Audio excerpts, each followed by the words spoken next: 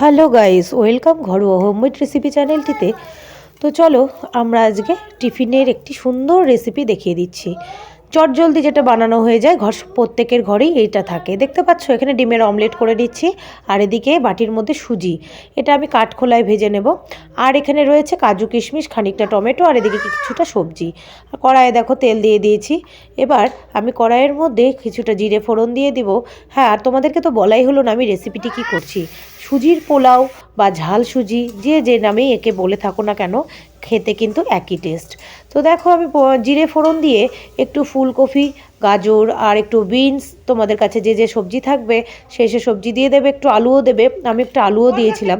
দিয়ে কাঠখোলায় যে ভেজে রাখা সুজিটা লাল লাল করে কিন্তু ভেজে নেবে, একদম কাঁচা যেন না থাকে। তো সেই সুজিটা আমি এই সবজিগুলোর মধ্যে দিয়ে দিলাম। একটু ঝাল ঝাল হবে, মিষ্টি মিষ্টি হবে, খেতে অপূর্ব লাগে, খেতে দারুণ টেস্ট।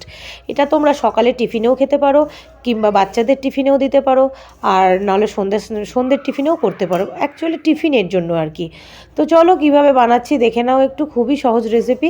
দেখো খুব সুন্দর করে আমি কিন্তু কাঠখোলাও ভেজে নিয়েছি খুব সুন্দর করে। তারপরেও আমি সবজির সাথে ভালো করে মানে মিশিয়ে নিচ্ছি। দিয়ে পরিমাণ মতন জল দিয়ে দিচ্ছি। পরিমাণ মতন জল কীরকম তোমরা দেখতেই পেলে। আমার সুজিটা যেন না ডুবে যায়, একদম সুজির গায়ে গায়ে যেন জলটা থাকে, তাহলে কিন্তু এরকম ঝরঝরে তোমরা পাবে। আর যদি জল বেশি দিয়ে দাও তাহলে কিন্তু একদম ক্যাতক্যাতে দলা দলা হয়ে যাবে, সেটা কিন্তু খেতে মোটেও ভালো লাগবে না।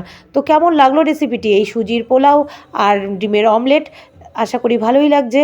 এইরকম তাড়াতাড়ি তোমরা বানিয়ে নাও এই সুজির পোলাওয়ের রেসিপিটি। আজকের মতন এটুকুই, আবার আসছি নেক্সট কোনো ভিডিও নিয়ে।